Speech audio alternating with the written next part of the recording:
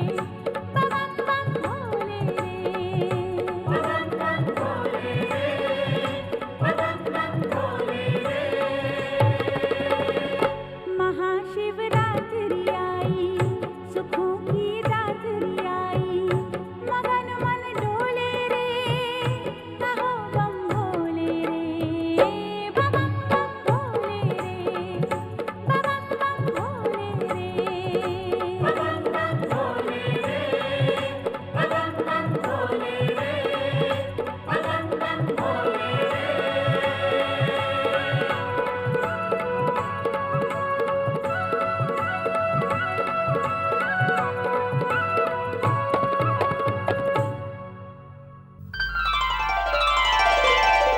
नारायण नारायण। कैलाशपति भगवान भोलेनाथ की हे महेश्वर, आज कैलाश पर आकर ऐसा लग रहा है जैसे यहाँ का कण कण आनंद का प्रपात बन गया हो।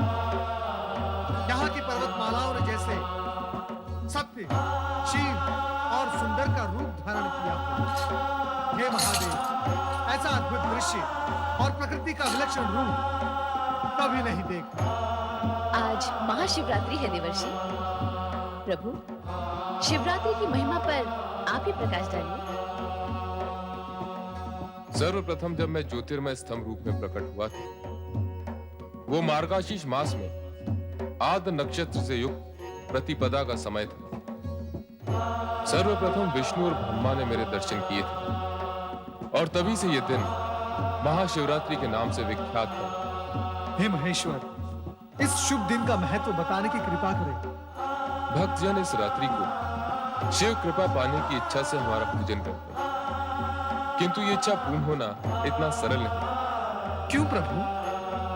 जब तक हृदय में अज्ञान और अधर्म का साम्राज्य चलता रहेगा, ना तो शिव तत्वों का प्रकाश होगा, ना ही मन का अंधकार मिटेगा। स्वामी, ये शिव तत्व क्या है और इसकी महिमा क्या है? नारद, तुम तो शिव और विष्णु दोनों के ही परम भक्त हो। सती की इस जिज्ञासा का निवारण तो तुम ही कर सकते हो। अवश्य करूंगा महादेव, किंतु इस समय मेरा मन गुरुद्रोह की व्यथा से व्याकुल है। गुरुद्रोह? ये कौन है देवर्षि? एक आदिवासी भील। अभी अभी अपनी आंखों से उसकी व्यथा देखकर आ रहा हूं। किंतु ये गुरुद्रोह है कौन और इसकी व्यथा क्या है? कृपा करके मुझे भी बताइए ना देवर्षि। हे महेश्वर, इससे पूर्व कि मैं देवी सती को उस भील के संदर्भ में कुछ बताऊं, कृपया कर आप मुझे ये बताएं कि जो कुछ उस भील के साथ हो रहा है, ये सब कहीं आप ही की तो लीला नहीं? नारायण नारायण। परम ब्रह्म तत्व को जानने वाला ऐसा प्रश्न नहीं करता नारद। तुम सती की जिज्ञासा का निवारण करो। माता, गुरुद्रोह एक आदिवासी भील है जो अरण्यों में रहकर पशु पक्षियों का शिकार करके अपने कुटुंब का पेट भरता है। आज मैंने अरण्य में क्या देखा कि गुरुद्रोह एक हिरनी पर अपना लक्ष्य साध के उसके पीछे पीछे भाग रहा है। हिरनी की भागने की गति इतनी तीव्र थी कि बहुत प्रयास करने पर भी गुरुद्रोह का लक्ष्य हिरनी पर नहीं लग रहा। देखते ही देखते हिरनी अदृश्य हो गई और गुरुद्रोह हताश और निराश हो गए।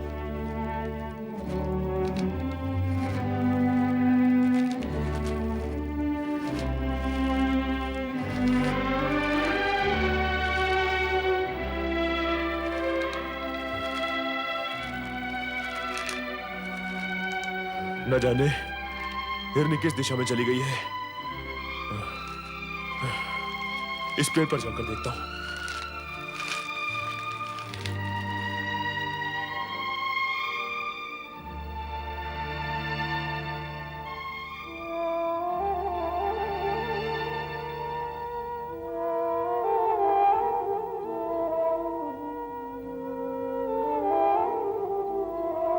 गुरुद्रोह जिस वृक्ष पर चढ़ा था, वो वृक्ष बिल्व वृक्ष था, जिसके नीचे एक प्राकृतिक शिवलिंग बना हुआ था।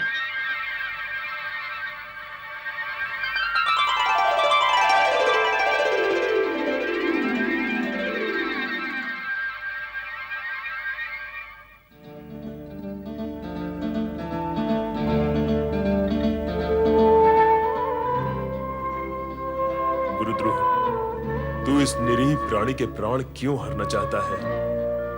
इसने तेरा आखिर क्या अनिष्ट किया है जो तू इसके प्राणों के पीछे पड़ा हुआ है?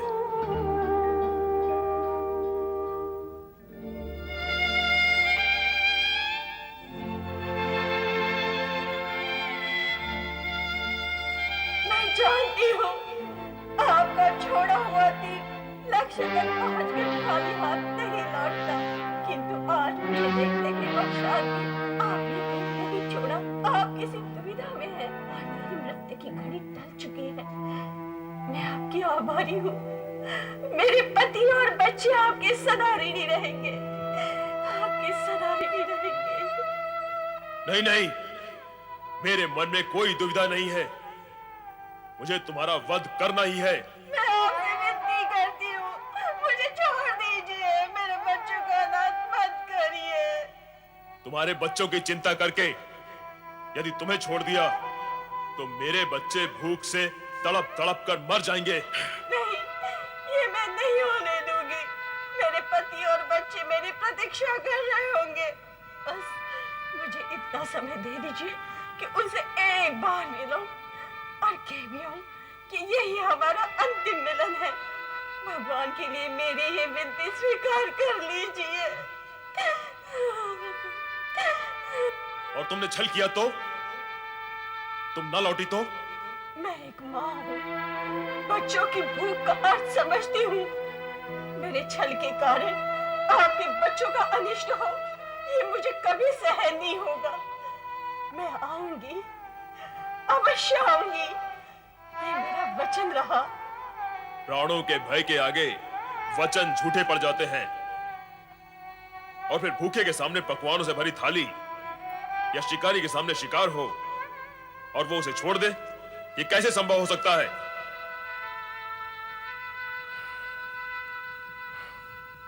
समझ में नहीं आता कि मैं क्या करूं। तुम रो रही हो? नहीं, मुझे तुम पर दया आ रही है। दया? और मुझ पर?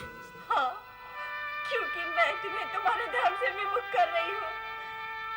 यदि घोड़ा घास पर दया करेगा तो खाएगा क्या? तुम शिकारी हो, यदि सामने आया शिकार छोड़ दोगे तो तुम्हारे परिवार का पेट कैसे भरेगा? तुम तुरंत चली जाओ यहां से, अन्यथा स्वभाववश हाथ में पकड़ा ये बाण चल जाएगा और तुम्हारे प्राण पखेरु उड़ जाएंगे। उस दशा में तुम्हारे परिवार वाले, तुम चली जाओ यहां से। आपने अपना कर्तव्य पूरा किया, अब मैं भी करूंगी। घर में सबसे मिलने के उपरांत यही आकर तुम्हारे सामने खड़ी हो जाऊंगी। तब तुम मेरे प्राण हर लेना। तुम्हें मुझ पर भरोसा नहीं? तुझ पर भरोसा है या नहीं, मुझे तो अब स्वयं पर भी विश्वास नहीं रहा। तुम कुछ सोच रहे हो? नहीं नहीं, तुम शीघ्र जाओ और जल्दी लौटकर आना। मैं तुम्हारी यहीं प्रतीक्षा करूंगा। धन्यवाद शिकारी जी, धन्यवाद।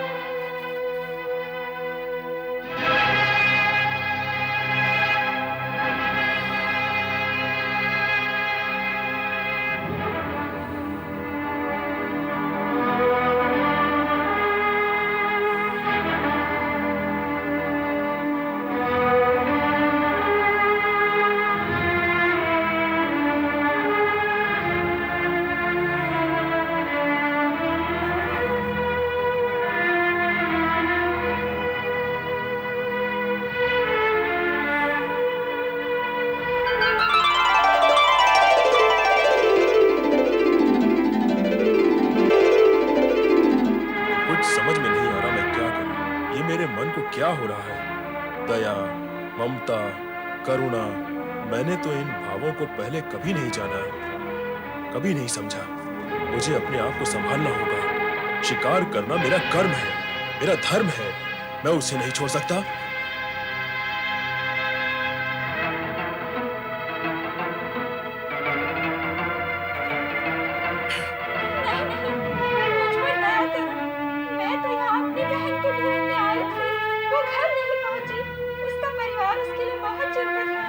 चिंता मत करो, अब तक तो वो घर पहुंच गई होगी और कुछ ही देर में पुनः यहाँ आती होगी। तब मैं उसका शिकार करूंगा। किंतु उससे पहले नहीं नहीं, मुझे छोड़ दो। अच्छा, इतनी ही देर के लिए छोड़ दो कि मैं घर जाकर देख आऊं मेरी बहन पहुंच गई अथवा नहीं। मैं वचन देती हूँ, कुछ ही देर में मैं स्वयं तुम्हारा बाण खाकर प्राण त्यागने के लिए तैयार होकर आऊंगी। कृपया मुझ पर विश्वास करो। चलो ठीक है, मैं तुम्हारी भी प्रतीक्षा में यहीं बैठा रहूंगा।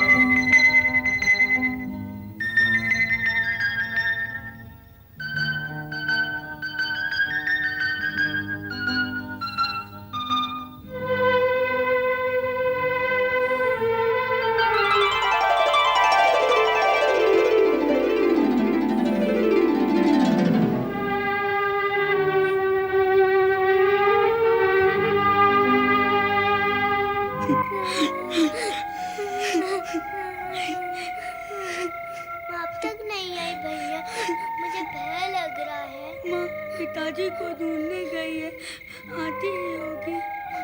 भूख लगी है, भूख तो मुझे भी लग रही है। बड़ी भूख लगी है। माँ माँ माँ माँ माँ पिताजी नहीं आए। बेटा, पूरा वन छान मारा, उनका पता कहीं नहीं लगा।